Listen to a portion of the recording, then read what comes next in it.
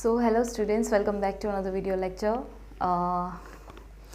તમને ખ્યાલ જ હશે કે મૂળ, પ્રકાંડ અને પર્ણ, બરાબર, એની અંતઃસંરચના આપણે કરી લીધી છે કમ્પ્લીટ.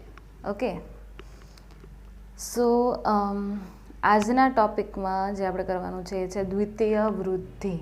બરાબર છે, શું કરવાનું છે? દ્વિતીય વૃદ્ધિ. સો તમને ખ્યાલ હોય તો પ્રાથમિક વૃદ્ધિ વિશેનું જે જ્ઞાન છે એ સ્ટાર્ટિંગમાં આવ્યું હતું જ્યારે ચેપ્ટર સ્ટાર્ટ કર્યું હતું અને વર્ધનશીલ પેશી વિશે જ્યારે ડિસ્કશન કર્યું હતું ત્યારે તેમાં હતું પ્રાથમિક વૃદ્ધિ, દ્વિતીય વૃદ્ધિ. બરાબર, તો આજે એના વિશે થોડુંક ચર્ચા કરીએ. ચલો સ્ટાર્ટ કરીએ. પહેલાં પાછું રિકોલ કરી લઈએ પ્રાથમિક વૃદ્ધિ શું છે.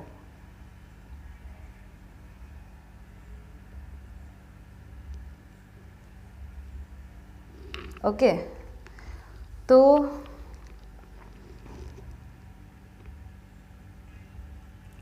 અગ્રીય વર્ધનશીલ પેશી દ્વારા વનસ્પતિ અંગો જેવા કે મૂળ, પ્રકાંડ લંબાઈમાં વધારો દર્શાવે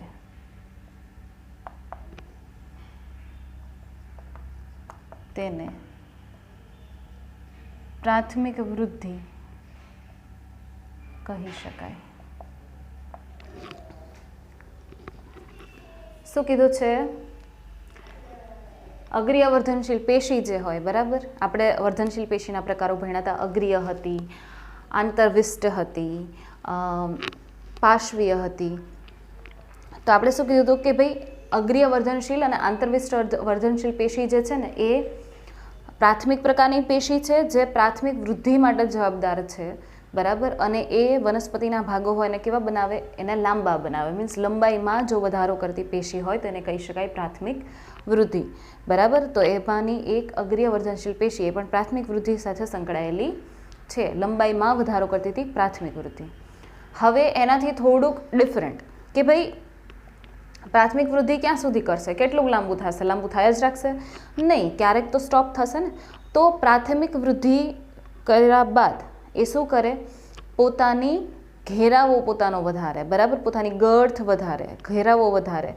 તો પ્રાથમિક વૃદ્ધિ બાદ પોતાનો ઘેરાવો જ્યારે વધારવાનું સ્ટાર્ટ કરે એ, બરાબર, તો એને કહેવાય દ્વિતીય વૃદ્ધિ. પણ જેમ પ્રાથમિક વૃદ્ધિમાં ભાગ લેતી પેશીમાં તમે અગ્રીય વર્ધનશીલ પેશી લખ્યું છે, એવી જ રીતે દ્વિતીય વર્ધનશીલ પેશી છે, બરાબર, એટલે કે દ્વિતીય વર્ધનશીલ પેશી એનું નામ લખવું પડશે ને કે કોણ છે જે દ્વિતીય વૃદ્ધિ કરાવવા માટે જવાબદાર છે. બરાબર, તો એ પણ લખીએ આપણે. ચલો, દ્વિતીય વૃદ્ધિ. તો પ્રાથમિક વૃદ્ધિ બાદ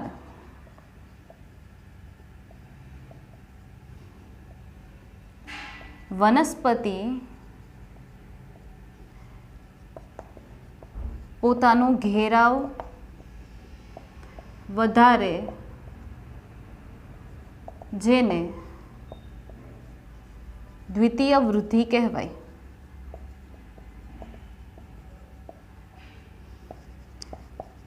ભાગ લેતી પેશી,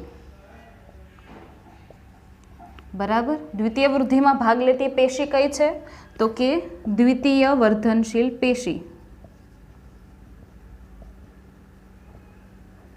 દ્વિતીય વર્ધનશીલ પેશી કઈ આવશે? તો કે પાર્શ્વીય વર્ધનશીલ પેશી. પાર્શ્વીય વર્ધનશીલ પેશી શું કરશે? ઘેરાવો વધારશે, જાડા કરશે. બરાબર છે, તો એમાં પણ પાર્શ્વીય વર્ધનશીલ પેશી છે પણ બે પ્રકારની છે. ફર્સ્ટ વન વાહી એધા અને બીજી છે ત્વક્ષેધા. વાહી એધા અને ત્વક્ષેધા. બરાબર, તો આ બે પ્રકારની જે પાર્શ્વીય વર્ધનશીલ પેશીઓ છે, વાહી એધા અને ત્વક્ષેધા, એ શું કરશે? તો કે એ વનસ્પતિનો ઘેરાવો વધારવામાં એની હેલ્પ કરશે. બટ ફર્સ્ટ હું તમને લોકેશન કહી દઉં કે લોકેશન ક્યાં છે એની, એટલે તમને કોઈ જાતની કન્ફ્યુઝન રહે નહીં. બરાબર છે?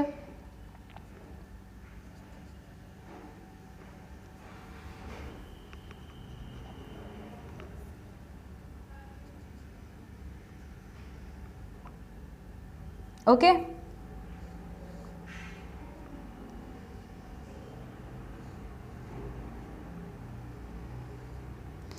જો હવે આ તો તમને ખ્યાલ હોય વાહી પુલ છે, આટલી ટાઈમ ડ્રો કર્યા આપણે. તો અહીંયા જે છે ને આ રેડ કલરની જે ડ્રો કરું છું એ છે વાહી એધા, અને અહીંયા જે છે બાહ્યકના ભાગમાં આ છે ત્વક્ષેધા. ખ્યાલ આવ્યો? વાહી એધા ક્યાં છે? વાહી પુલ છે ત્યાં આગળ વાહી એધા છે, અને બાહ્યકનો ભાગ છે ને ત્યાં આગળ કઈ છે? ત્વક્ષેધા છે. એનો મતલબ કે બે જગ્યાએથી ઘેરાવો વધશે, બે જગ્યાએથી. ટાર્ગેટ પોઈન્ટ કયા છે? બે. અહીંયા વચ્ચેથી પણ આમ મોટું થશે, ઘેરાવો વધશે એટલે આમ મોટું મોટું થશે બધું, અને અહીંયા બહારથી પણ મોટું મોટું મોટું થશે એટલે આમ ઘેરાવો શું થશે? વધશે. આટલું સર્કલ છે ને એટલે મોટું સર્કલ થશે. ખ્યાલ આવ્યો? તો આ રીતે બે જગ્યાએથી શું થશે? વૃદ્ધિ થશે. કારણ કે એધાનો મતલબ થાય વર્ધનશીલ પેશી. એધાનો મતલબ શું થાય? વર્ધનશીલ પેશી. અને એ એધા અને એટલે કે વર્ધનશીલ પેશી હોય તો એ શું કરશે? કોષો ઉમેરશે. ને જો અહીંયા કોષો ઉમેરાશે ને આ બંને જગ્યાએ તો શું થશે? એ પોતાનો ઘેરાવો વધારશે, પોતાની વૃદ્ધિ કરશે. આમ નહીં બટ આમ. ઓકે, ચલો. સો હવે સ્ટાર્ટ કરીએ ક્યાંથી? વાહી એધાથી. ફર્સ્ટ આપણે કરશું શું? વાહી એધા. આજનો જે લેક્ચર છે એ ટોટલી એનસીઆરટી બેઝ જશે, કારણ કે ડાયરેક્ટલી આ પોઈન્ટમાં જો હું તમને નીટમાં લઈ જઈશ તો મે બી તમને થોડું કન્ફ્યુઝન લાગે, એટલે હું પહેલાં તમને ટેક્સ્ટનું કરાવું છું અત્યારે. બરાબર છે? તો વાહી એધા આપણે જોઈએ છીએ. ઓકે, ચલો સ્ટાર્ટ કરીએ.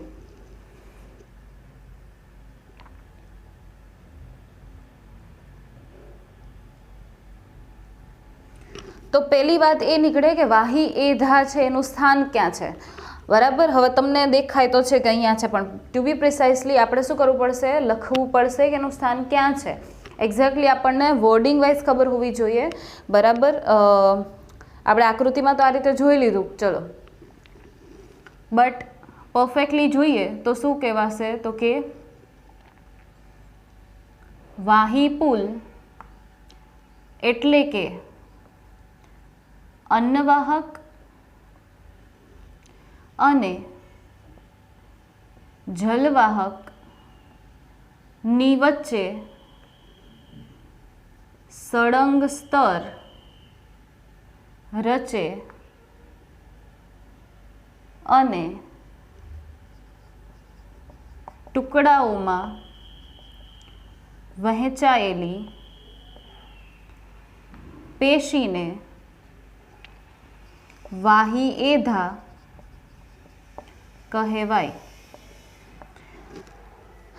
વાહી પુલ એટલે કે અન્નવાહક અને જલવાહકની વચ્ચે સળંગ સ્તર રચે અને ટુકડાઓમાં વહેંચાયેલી પેશીને વાહી એધા કહેવાય. હવે આપણને એ રીતે કીધું છે, તો જો આ રીતે કંઈક આવશે.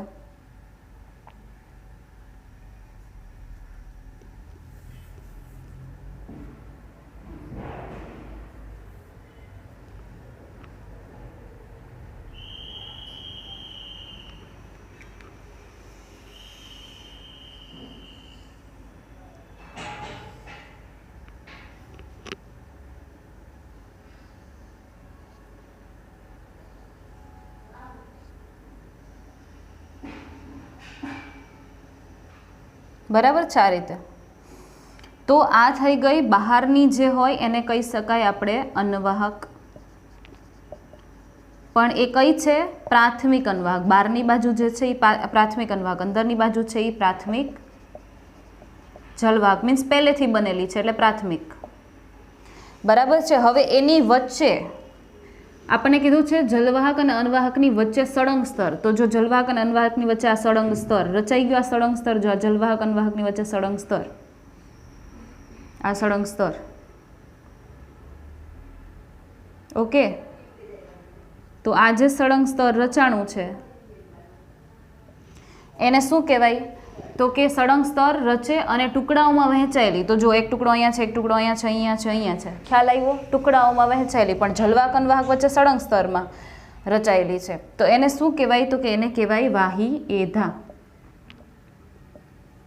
વાહી એધા કહેવાય એને. બરાબર, ખ્યાલ આવી ગયો? તો હવે નેક્સ્ટ પોઈન્ટ શું આવશે? વાહી એધા શું છે એ તમને ખબર પડી ગઈ. બરાબર, હવે નેક્સ્ટ શું આવશે? તો કે એ વાહી એધા જે ટુકડાઓ છે ને એ હવે શું કરશે? એક સળંગ વલયની રચના કરશે. જે સળંગ વલયની રચના કરશે. તો ક્યારે કરશે? તો એના માટે આપણે પોઈન્ટ જોવો પડે. શું? તો કે એધા વલયની રચના. એધા વલયની રચના અથવા તો નિર્માણ. ઓકે, એધા વલયની રચના અથવા તો નિર્માણ. તો એના માટે શું આવશે? તો કે એના માટે આવશે કે ભાઈ આવી રીતે જો અન્નવાહક અને જલવાહક વચ્ચે રહેલ એધા બરાબર અંતઃપુલીય એધા અથવા તો પુલીય એધા. શું કીધું મેં તમને? અન્નવાહક અને જલવાહક.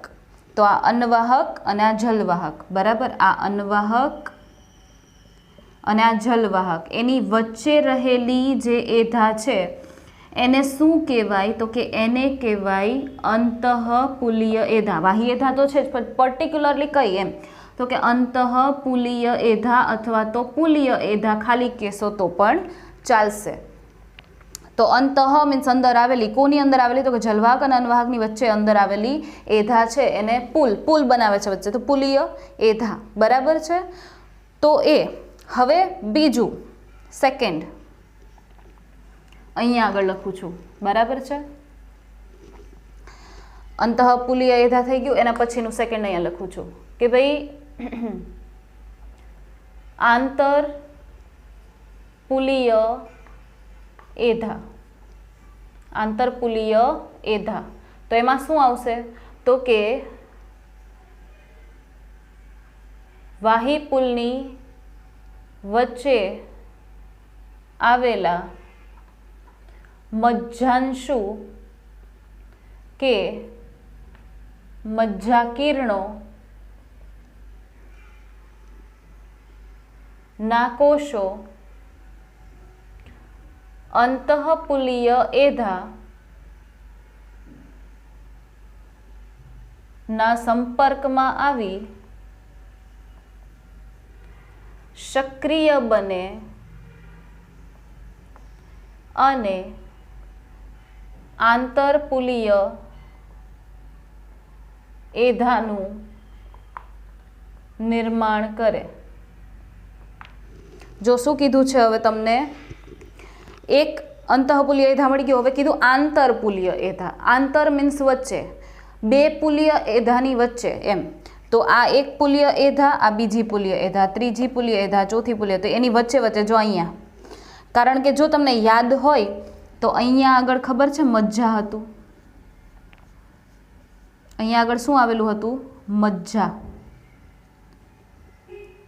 ખ્યાલ છે? આ મજ્જા આવેલું હતું. આ પ્રકાંડની વાત થાય છે. ટોટલી પ્રકાંડની વાત થાય છે. પ્રકાંડમાં કંઈક આ રીતનું હશે. તો મજ્જા છે. હવે મજ્જામાંથી જે કિરણો નીકળતા હતા આવી રીતે કોષો, એને આપણે શું કીધા હતા? આને શું કીધું હતું? મજ્જાંશુ ઓર મજ્જા કિરણો. એને આપણે શું કીધું હતું? મજ્જાંશુ અથવા તો મજ્જા કિરણો. તો એ બધી બાજુએ અહીંયા નીકળતા હશે. બરાબર.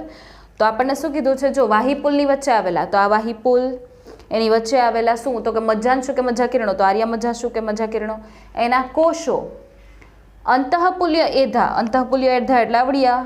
એના સંપર્કમાં આવે, એના સંપર્કમાં જેવા આવે, આ બિચારા એમને સીધા સાધા સ્થાયી કોષો હતા, એમને પડ્યા હતા, એનું કામ કરતા હતા, પણ હવે એ શું કરે તો કે એ આના સંપર્કમાં આવે ને, જેવા અંતઃપુલ્ય એધાના સંપર્કમાં આવે એટલે એ કેવા થઈ જાય, સક્રિય થઈ જાય. ને જો સક્રિય થઈ જાય તો એ કેવા બની જાય તો કે આંતરપુલ્ય એધાનું નિર્માણ કરી જ નાખે, એટલે કે એ વર્ધનશીલ બની ગયા. એ હતા સ્થાયી કોષો, આ કેવા હતા, સ્થાયી હતા. એના બદલે હવે એણે પાછું વિભાજન પામવાનું નક્કી કર્યું તો એ વર્ધનશીલમાં કન્વર્ટ થઈ ગયા. તો અહીંયાના જે હવે કોષો હશે ને, જો આ કોષો આ કેવા બની ગયા, સક્રિય. તો એણે શેનું નિર્માણ કર્યું તો કે આંતરપુલ્ય એધાનું. આંતરપુલ્ય એધા શેમાંથી બની, મજ્જાંશુના કિરણો સક્રિય થઈને બની. તો જો એની નેક્સ્ટ ફિગર આપણે ડ્રો કરીએ, આનો નેક્સ્ટ પોઈન્ટ આવો કંઈક આવશે.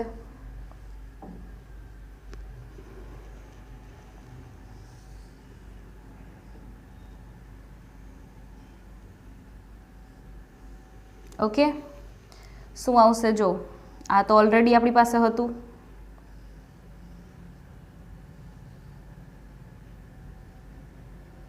આ હતું ઓલરેડી, બરાબર. હવે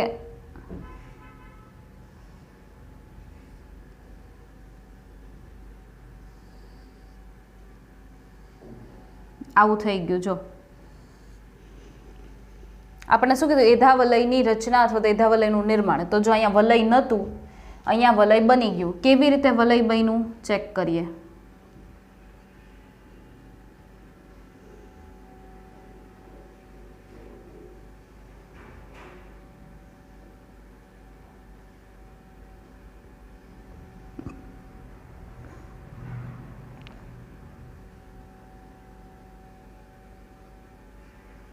ઓકે, તો કઈ રીતે બન્યું નામ નિર્દેશન કરીએ આપણે, બરાબર. આને કહેવાશે શું, અંતઃપુલીય એધા. આને શું કહેવાશે, આ અંતઃપુલીય એધા, આ અંતઃપુલીય એધા, એની વચ્ચે રહેલી શું છે, આંતરપુલીય એધા. ખબર પડી હવે. જો જલવાહક અનવાહકની વચ્ચે જે છે એ અંતઃપુલીય, પણ 12 વાહીપુલોની વચ્ચે છે એને શું કહેવાય, અથવા તો અંતઃપુલીય એધાની વચ્ચે જે છે એને શું કહેવાય, આંતરપુલીય એધા. ખ્યાલ આવ્યો, આંતરપુલીય એધા.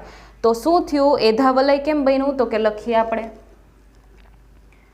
એધા વલય બરાબર કોણ કોણ આવશે, એધા વલય બરાબર તો કે અંતઃપુલીય એધા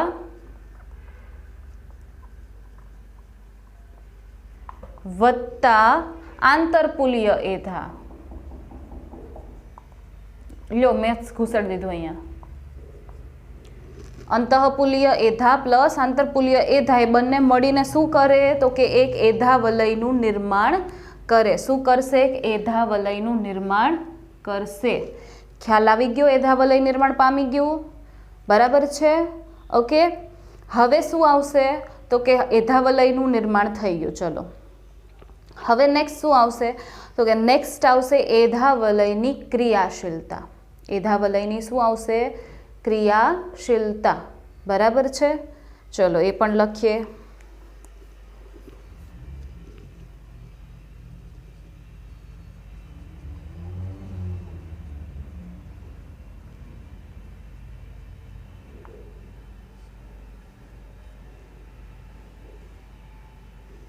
ઓકે, એધા વલયની ક્રિયાશીલતા. તો જો હવે શું થશે તો કે આ જે વલય નિર્માણ પામ્યું હવે એ ક્રિયાશીલ થશે. એનો મતલબ કે એ કંઈક ક્રિયા મીન્સ કામ કરશે. તો એ શું કામ કરશે તો કે એ છે શું તો કે એ એધા છે. એધા એટલે શું થાય, વર્ધનશીલ પેશી થાય. વર્ધનશીલ પેશી શું કામ કરતી હોય તો કે વર્ધનશીલ પેશી તો કોષો ઉમેરવાનું કામ કરતી હોય, તો વિભાજન પામતી હોય, નવા નવા કોષો શું કરશે, ઉમેરશે. ખ્યાલ આવ્યો. તો એનો મતલબ કે એ કોષો ઉમેરશે, પણ એ કોષો ક્યાં ઉમેરશે તો કે એ કોષો ઉમેરશે પોતાની ઉપરની બાજુ અને પોતાની અંદરની બાજુ, અથવા તો ઉપરની બાજુ કે નીચેની બાજુ, અથવા તમે બોલી શકો બહારની બાજુ અને અંદરની બાજુ. અંદર એ કોષો ઉમેરશે, બહાર પણ કોષો ઉમેરશે. ખ્યાલ આવે છે શું કહું છું. આ જે કોષોનું સ્તર બન્યું એ અંદરની બાજુ અને બહારની બાજુ શું કરશે, કોષો ઉમેરશે વિભાજન પામીને. ખ્યાલ આવ્યો. તો હવે એની ક્રિયાશીલતા દર્શાવીએ આકૃતિ વાઇઝ, અથવા તો પહેલાં હું તમને લખી દઉં, બરાબર, કે એધા વલય ના કોષો વિભાજન પામી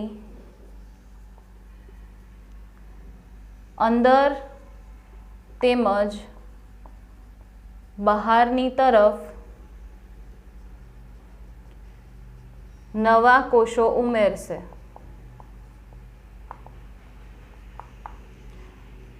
અંદરની તરફ ઉમેરાતા કોષો દ્વિતીય જલવાહક નું નિર્માણ કરશે. બહારની તરફ ઉમેરાતા કોષો દ્વિતીય જલવાહકનું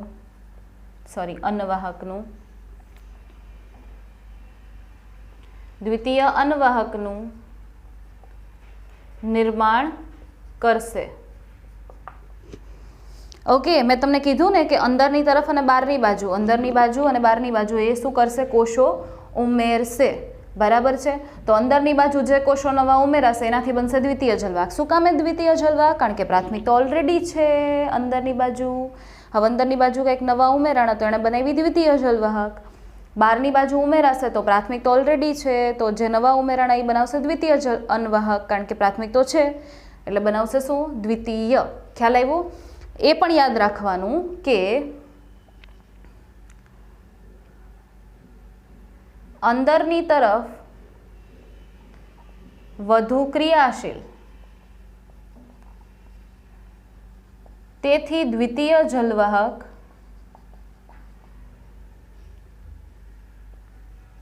વધુ સારી રીતે નિર્માણ પામે. બહારની બાજુ ઓછી ક્રિયાશીલ, દ્વિતીય અન્વાહક ઓછી નિર્માણ પામે. ખ્યાલ આવ્યો? શું કીધું છે? જો એ કોષો તો ઉમેરશે, એ તો ફાઇનલાઇઝ છે. બરાબર કે બહારની બાજુ પણ ઉમેરશે, અંદરની બાજુ પણ ઉમેરશે, પણ એણે એવું ફિક્સે કહી દીધું કે ભાઈ હું અંદરની બાજુ વધારે ઉમેરીશ અને બહારની બાજુ ઓછા ઉમેરીશ. તો અંદરની બાજુ વધારે ક્રિયાશીલ છે જ્યારે બહારની બાજુ ઓછી ક્રિયાશીલ છે.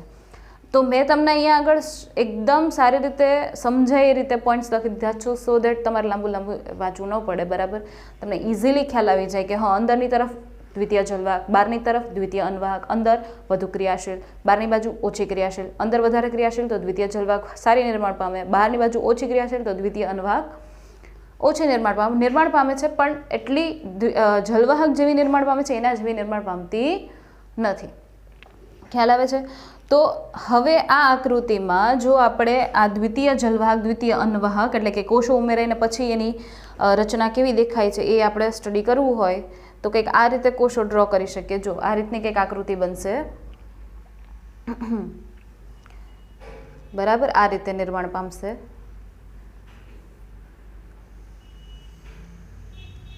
મેં અત્યારે બાહ્યકનો વિસ્તાર નથી ડ્રો કર્યો. ખ્યાલ આવ્યો તમને?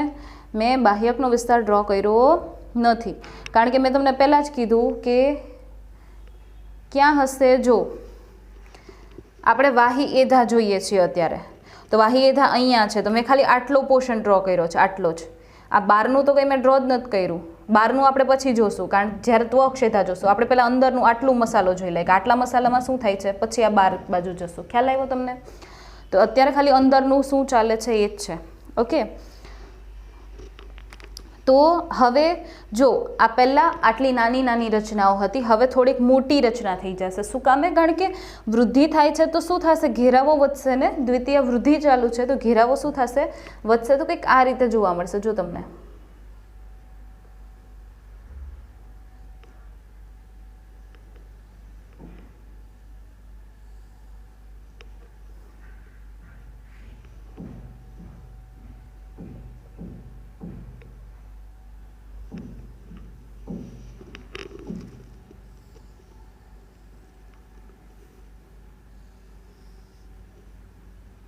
ઓકે, તો જોઈએ કઈ રીતે નિર્માણ પામશે. તો આ તો પહેલું જે સ્તર હતું એ તો આપણે ડ્રો કરી જ નાખીએ.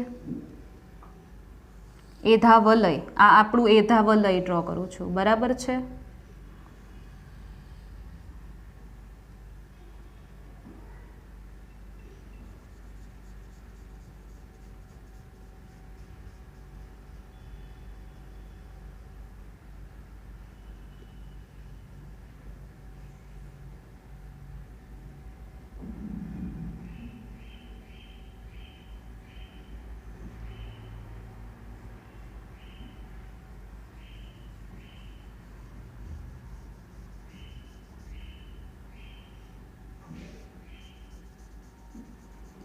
ઓકે, તો આ છે એધાવલય, બરાબર. તો એધાવલય તો હતું જ આપણી પાસે. આ શું હતું? એધાવલય. તો આ થઈ ગયું એધાવલય. હવે આપણે એમ કીધું કે એધાવલય છે એ અંદરની બાજુ એઝ વેલ એઝ બહારની બાજુ શું ઉમેરે છે? કોષો ઉમેરે છે, બરાબર. તો અંદરની બાજુ અને બહારની બાજુ એ કોષો ઉમેરે છે. તો જો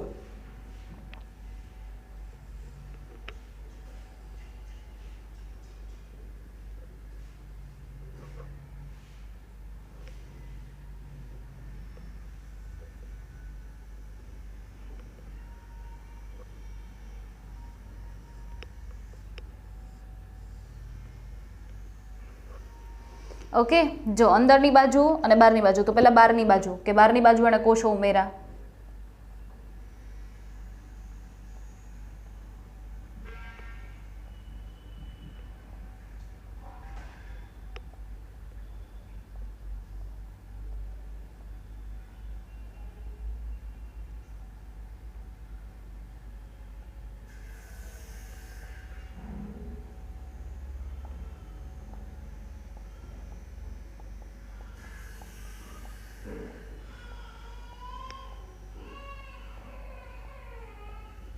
ઓકે, સો આ થઈ ગયું બહારની બાજુ ઉમેરેલા કોષો. તો આપણને કીધું કે જો બહારની તરફ ઉમેરાતા કોષો એટલે દ્વિતીય અન્નવાહક. બહાર દ્વિતીય અન્નવાહક. તો ચલો એ પોઈન્ટ આપણો થઈ ગયો. આ થઈ ગયું દ્વિતીય અન્નવાહક, બરાબર છે. હવે એણે કીધું અંદરની તરફ દ્વિતીય જલવાહક. અંદરની તરફ, જો આ અંદરની તરફ છે.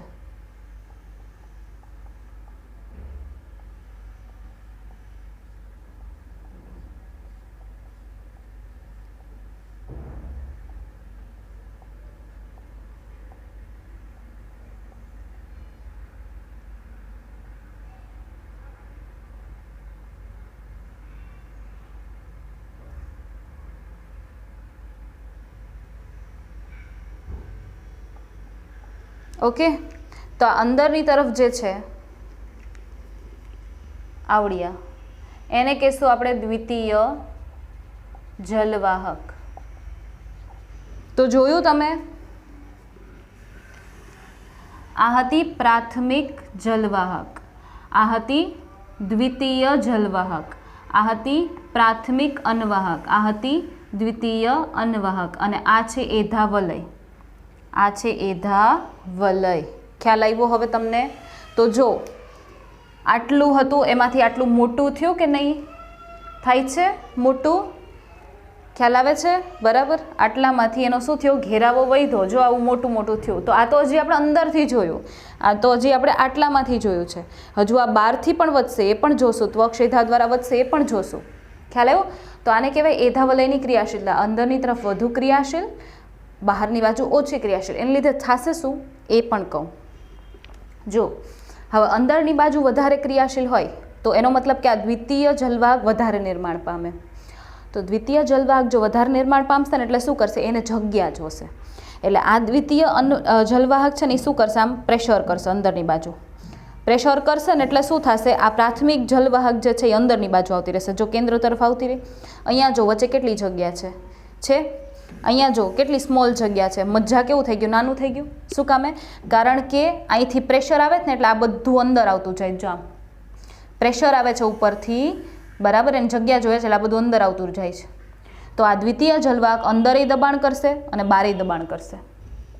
દ્વિતીય જલવાહક શું કરશે, અંદરે દબાણ કરશે, બહાર પણ દબાણ કરશે. તો આ સ્તર અંદર દબાણ કરે તો પ્રાથમિક જલવાહક કેન્દ્ર તરફ આવતી રહી, વચ્ચે તરફ આવતી રહી. અને આ સ્તર બહારની બાજુ દબાણ કરે તો એ કોના ઉપર દબાણ કરશે, તો કે આ સ્તર બહારની બાજુ દબાણ કરે ને તો એ કરશે દ્વિતીય અન્વાહક અને પ્રાથમિક અન્વાહક ઉપર. તો જો એના ઉપર દબાણ કરે ને તો એના લીધે શું થાય, તો કે પ્રાથમિક અન્વાહક અને દ્વિતીય અન્વાહક આ બંને છે ને એ વિકાસ તો પામતી હતી, એ બનતી હતી તો ખરી, પણ આના દબાણના લીધે, કારણ કે આ વધારે બને છે, તો એના દબાણના લીધે આ પ્રાથમિક અને દ્વિતીય અન્વાહક છે એ શું થઈ જશે, ધીમે ધીમે પછી કચડાઈ જશે. એ શું થઈ જશે, પછી કચડાઈ જશે, કારણ કે શું થયું, આનું દબાણ વધી ગયું આના ઉપર. બરાબર છે. તો કંઈક આ રીતે જો જોવા મળશે. નાની આકૃતિ કરીને બતાવી દઉં.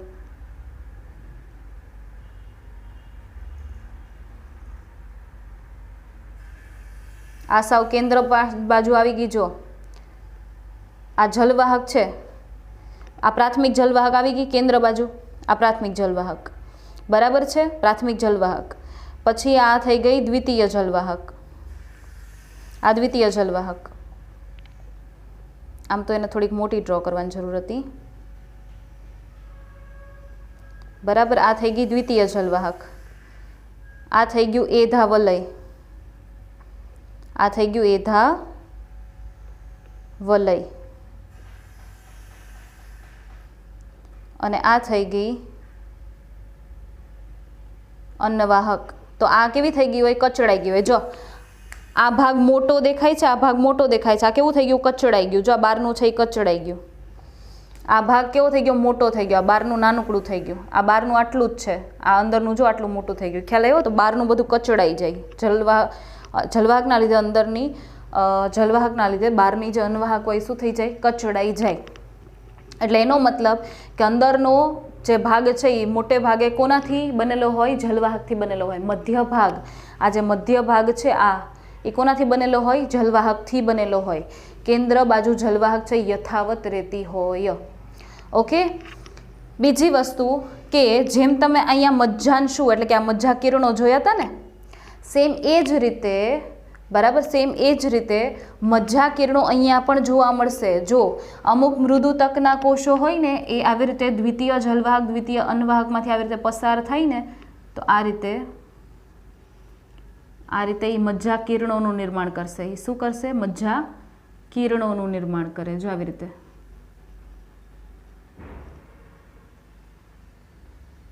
બરાબર. તો આ શું બન્યું છે, આ છે મજ્જા કિરણો. પણ પહેલાના તો હતા એટલે આ થઈ ગયા દ્વિતીયક. આ થઈ ગયા દ્વિતીયક મજ્જા કિરણો. કેવા થઈ ગયા, દ્વિતીયક મજ્જા કિરણો. અરીય ગોઠવણી, અરીય મીન્સ ફરતી બાજુ, એમ બધી બાજુ આવી રીતે આમ. તો એ પાણીના વહનમાં અને એમાં ભાગ ભજવતું હોય. એ શું કરતું હોય, વહન દર્શાવતું હોય. ખ્યાલ આવ્યો છે? તો આ થઈ ગયું વાહી એધા, એમાં એધા વલય દ્વિતીય વૃદ્ધિ કમ્પ્લીટ.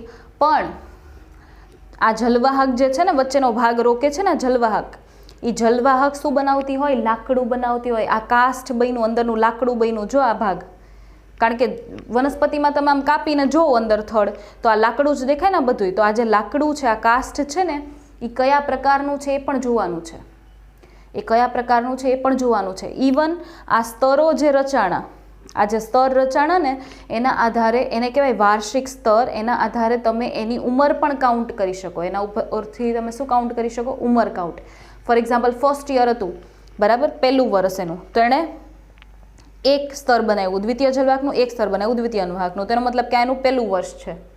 હવે બીજા વર્ષે પાછી નવેસરથી બનાવશે. ઓલરેડી આ તો એની પાસે છે જ, બીજા વર્ષે પાછી બનાવશે.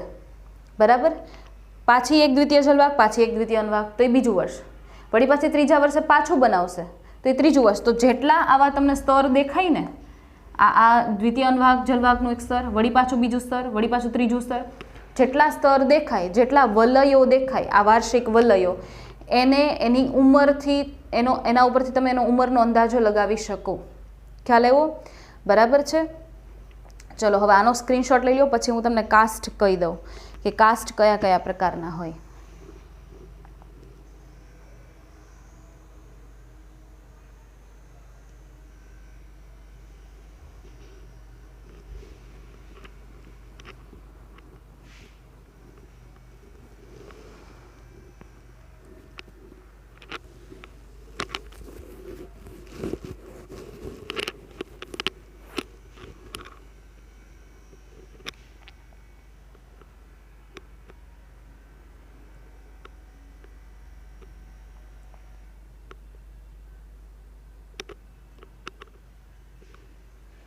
ઓકે.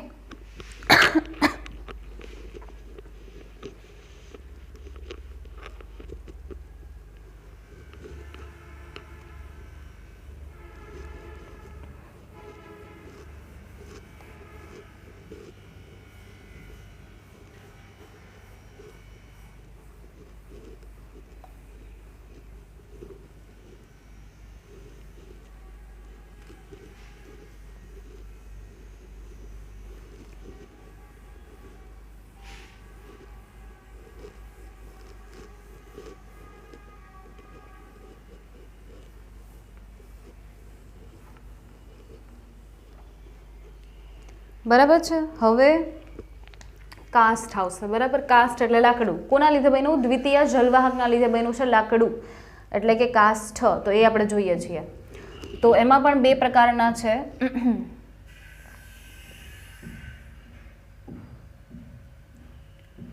વસંત કાસ્ટ અથવા તો પૂર્વ કાસ્ટ. બરાબર છે.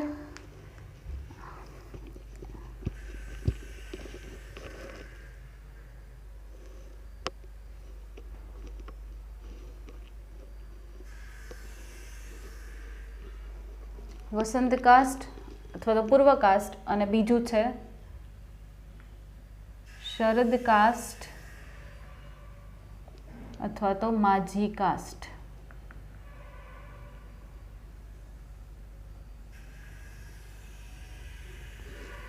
મેં ઇંક ફિલઅપ કરી તો એ ખબર નહીં કેમ નથી ચાલતી. અને બીજું છે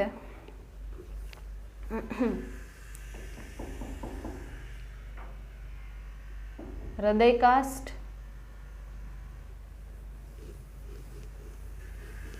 અને રસ કાસ્ટ.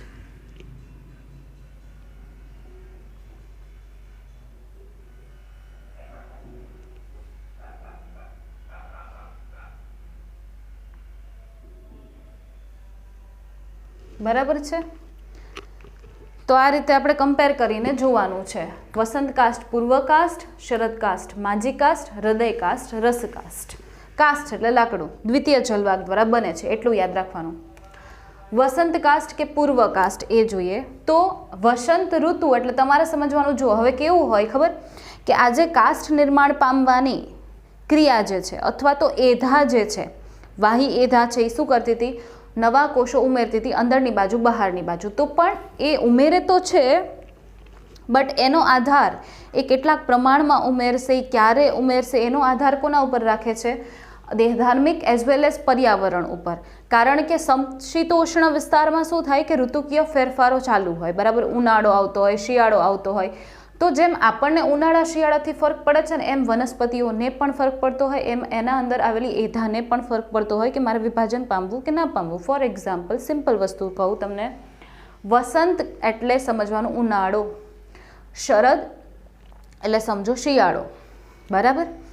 તો ઉનાળામાં શું થાય? ઉનાળામાં આપણને કામ કરવું ગમે એટલું. બરાબર, કામ થઈ જાય ફટાફટ. બટ શરદ એટલે કે શિયાળાની ઋતુમાં લઈ લ્યો તો આપણને ઉઠવાની પણ ઈચ્છા ના થાય, સુસ્તી ફીલ થાય, એમ થાય કે હજુ થોડીક વાર સૂતા રહીએ. બરાબર, એમ ઈચ્છા જ ના થાય કે ઉઠીએ. તો એધાનું પણ એવું જ છે કે એધા જે છે ને, કે જે નવા કોષો ઉમેરશે ઉપરની તરફ નીચેની તરફ, દ્વિતીય જલવાહક દ્વિતીય અન્વાહક બનાવશે, એમાં એ પણ શું કરશે? સેમ એવું કરશે. વસંત કાસ્ટમાં એ બહુ ક્રિયાશીલ હશે તો બહુ સારી રીતે બનાવશે. શરદ કાસ્ટમાં એને પણ ઠંડી લાગશે, એ પણ ઓછી ક્રિયાશીલ થઈ જશે, એને પણ સુસ્તી ચડશે, તો એ ઓછું બનાવશે. ખ્યાલ આવ્યો તમને શું કહું છું? એ જો વસંત કાસ્ટ, તો વસંત ઋતુમાં એટલે કે ઉનાળાની ઋતુમાં એધા વધુ ક્રિયાશીલ, પરંતુ શરદ ઋતુ એટલે કે શિયાળામાં એધા ઓછી ક્રિયાશીલ. જો હવે વધુ ક્રિયાશીલ હશે તો શું કરશે? તો કે વધુ ક્રિયાશીલ હોય તો એ મોટા પોલાણ ધરાવતા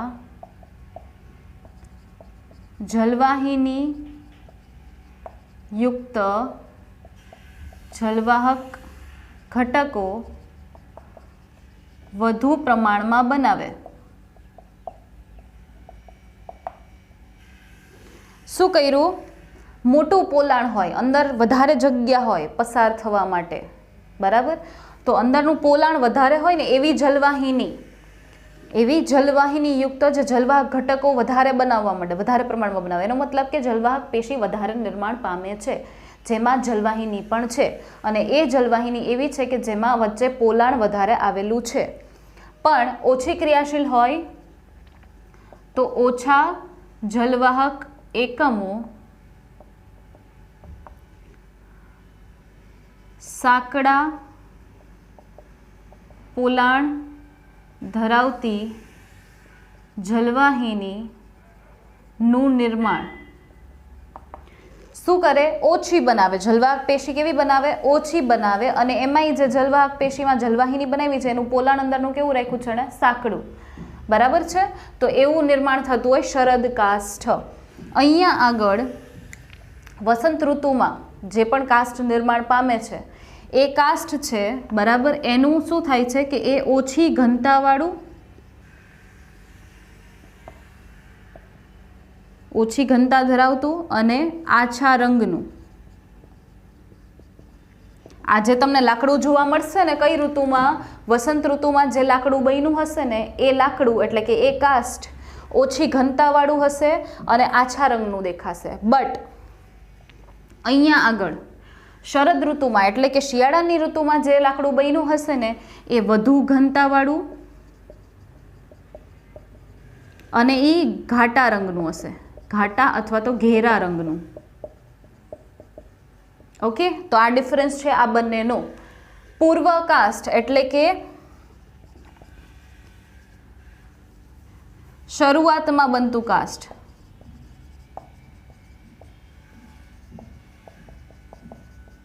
શરૂઆતમાં નિર્માણ પામતું કાષ્ઠ, તો એને કહેવાય પૂર્વ કાષ્ઠ. माझी કાષ્ઠ, બરાબર, અંતે નિર્માણ પામતું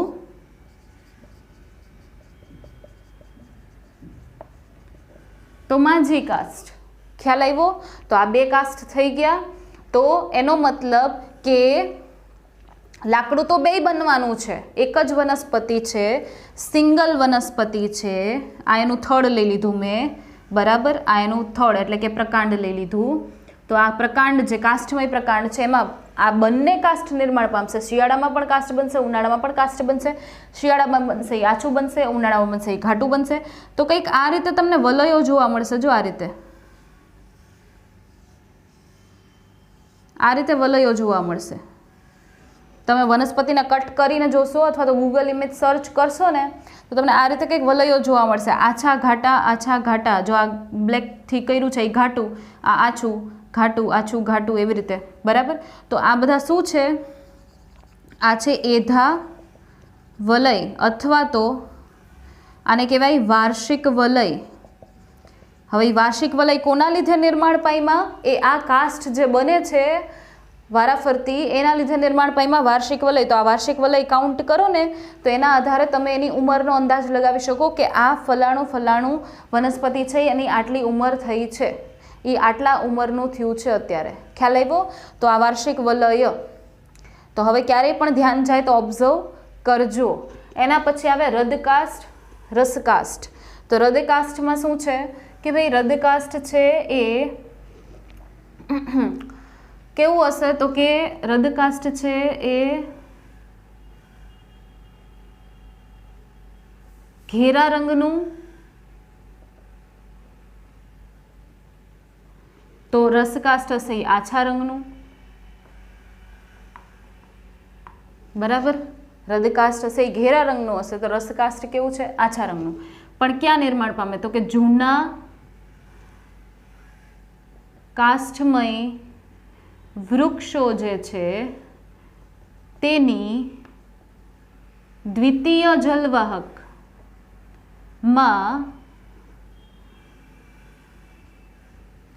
ટેનિન, એરોમેટિક પદાર્થો તેલ, ગુંદર વગેરે જેવા કાર્બનિક ઘટકો નો ભરાવો થવાથી તે ઘેરા કથ્થાઈ રંગનું બને છે, જેથી તે ટકાઉ, સખત અને પ્રતિરોધક બને છે.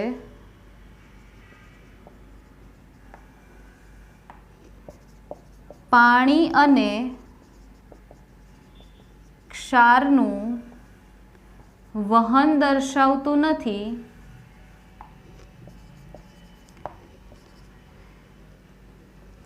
યાંત્રિક આધાર આપે છે અને મોટા ભાગનો વિસ્તાર લિગ્નિનનું સ્થૂલન ધરાવતા મૃત કોષો નો બનેલો. બરાબર છે. જો શું કીધું છે કે દ્વિતીય જલવાહક જે હોય ને, હવે જૂના જે વૃક્ષો હોય ને દ્વિતીય જલવાહક જે હોય એ દ્વિતીય જલવાહકમાં શું થાય, કાર્બનિક ઘટકો જેવા કે ગુંદર છે, સુગંધી તેલ છે, સુગંધી પદાર્થો છે, ટેનિન છે, બરાબર, આ બધી રચનાઓ છે ને, આ બધા ઘટકો છે ને એ એમાં શું થઈ જાય, જમા થઈ જાય. હવે જો એમાં જલવાહકમાં જમા થવા માંડે તો એ જલવાહક કેવી બની જાય, ઘેરા કથ્થાઈ રંગની થઈ જાય, ઘાટા રંગની થઈ જાય. અને એમાં બધું જમા થઈ ગયું, એનો મતલબ કે અંદર જે સ્પેસ હતી તો ફિલઅપ થઈ ગઈ, તો એમાંથી હવે પાણી કે ખનિજ ક્ષારો પસાર થઈ શકે નહીં. એનો મતલબ કે એ જે ભાગ છે એ પાણી કે ખનિજ ક્ષારોનું વહન નહીં દર્શાવે. દ્વિતીય જલવાહક છે જેમાં આવું બધું ભરાઈ ગયું છે એ વહન દર્શાવશે નહીં. અને પ્લસમાં એમાં અંદર ભરાઈ ગયું છે બધું, એટલે શું થશે કે એ વધારે સખત બની જશે, એ વધારે કેવી બની જશે, ટકાઉ બની જશે. એટલે એ લાકડાનો ઉપયોગ છે એ ફર્નિચરને બનાવવામાં ઉપયોગમાં આવતો હોય, બરાબર ને. પ્લસમાં પ્રતિરોધક કીધું, એટલે કે અંદર જમા થઈ ગયું ને એ બધું મટીરિયલ એન્ટીસેપ્ટિક ટાઈપ હશે. એટલે શું થશે, બેક્ટેરિયા છે, કીટકો છે, એની સામે પણ શું કરશે, રક્ષણ આપશે વનસ્પતિને. એ જે અંદર ભરાઈ ગયું છે ને બધું એ. પછી હવે સખત બની ગયું એટલે શું કરશે, યાંત્રિક આધાર આપે. ભલે પાણીનું વહન ન દર્શાવી શકે પણ યાંત્રિક આધાર આપવાનું કામ કરશે, બરાબર છે. તો અને મોટા ભાગનો વિસ્તાર એમાં એવો છે કે જેમાં એવા કોષો આવેલા છે કે જે લિગ્નિનથી સ્થૂલિત થયેલા છે. તો લિગ્નિનથી સ્થૂલિત હોય તો મૃત કોષો છે, તો મોટા ભાગનો વિસ્તાર તો એનો એવો થઈ ગયો છે. પણ રસકાષ્ઠ છે, રસકાષ્ઠ તો એ કેવું છે, આછા રંગનું છે અને એ બહારની તરફ આવેલ, કઈ બાજુ આવેલું છે, બહારની તરફ. આ કઈ બાજુ હશે, વચ્ચેના ભાગમાં હશે. આ બધું વચ્ચેના ભાગમાં હશે, આ બહારની તરફ આવેલું છે. અને પાણી અને ખનિજ ક્ષારોનું મૂળથી પર્ણ તરફ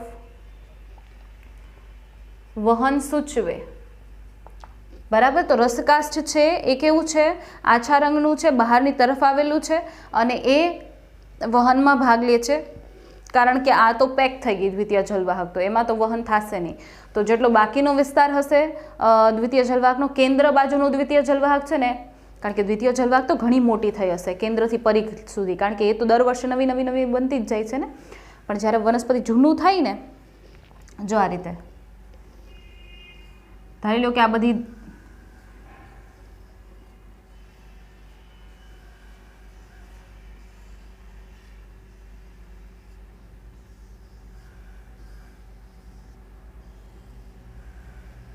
ધારી લો કે અહીંયા દ્વિતીય જલવાહક છે, તો આમાં બધામાં ભરાઈ ગયું. જો આમાં બધામાં, આ બધામાં શું થઈ ગયું, ભરાવો થઈ ગયો. પણ અહીંયા જે દ્વિતીય જલવાહક છે ને એ કેવી છે, આછા રંગની. આ આટલામાં કેન્દ્ર બાજુ છે ને એમાં બધું મટીરિયલ ભરાઈ ગયું છે, બરાબર. પણ આ બહારની બાજુની જે દ્વિતીય જલવાહક હશે એ તો કેવી હશે, તો કે એમાં કશું નહીં ભરાણું હોય, તો એ રસકાષ્ઠ તરીકે વર્તશે. અને અંદરની બાજુનું જે હશે ને કેન્દ્ર બાજુની દ્વિતીય જલવાહક એ કયા કાષ્ઠ તરીકે વર્તશે, એ રદકાષ્ઠ તરીકે વર્તશે. ઓકે, તો આ થઈ ગયા તમારા બે ટાઈપના કાષ્ઠ, વસંત શરદ અને હૃદય રસ. ઓકે, ચલો સ્ક્રીનશોટ લઈ લો આનો.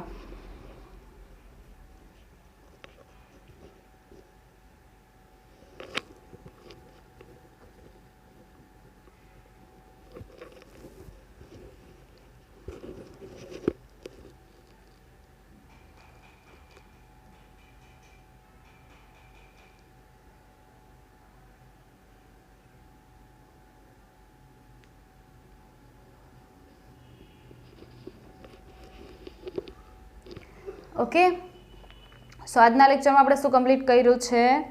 આપણે કમ્પ્લીટ કર્યું છે પ્રકાંડ છે એ પોતાનો ઘેરાવો કઈ રીતે વધારે છે, પણ કોના થ્રુ? વાહી એધા થ્રુ. ત્વક્ષેધા આપણે કરી નથી હજુ. ત્વક્ષેધા છે એ નેક્સ્ટ લેક્ચરમાં કરશું. ઓકે, અહીંયા આગળ આપણે ખાલી જસ્ટ વાહી એધા જોયું અને એનાથી નિર્માણ પામતું આપણે કાસ્ટ એટલે કે લાકડું જોયું. ઓકે, સો ત્વક્ષેધા નેક્સ્ટ લેક્ચરમાં, આનું નીટના પોઈન્ટ્સ હશે એ પણ ડિસ્કસ કરશું. ઓકે, સો આટલું તમારે ક્લિયર કરવાનું છે ટેક્સ્ટબુકમાંથી. બરાબર છે, આકૃતિ મેં તમને બહુ સારી રીતે કરાવી દીધી છે. સો ટેક્સ્ટબુકમાં ક્યાંય નામ નિર્દેશનમાં એરો ક્યાંક આડાવડો હોય તો કન્ફ્યુઝ ના થતા, મેં તમને ઓલરેડી કહી દીધું છે કે આ જગ્યાએ આ છે, આ જગ્યાએ આ છે. બરાબર છે, તો એ તમે આકૃતિમાંથી, વિડીયોઝમાં જે આકૃતિ મેં કરાવી છે એમાંથી ક્લિયર કરી લેજો. Okay, okay, then we will meet in the next lecture. Till then take care and good bye.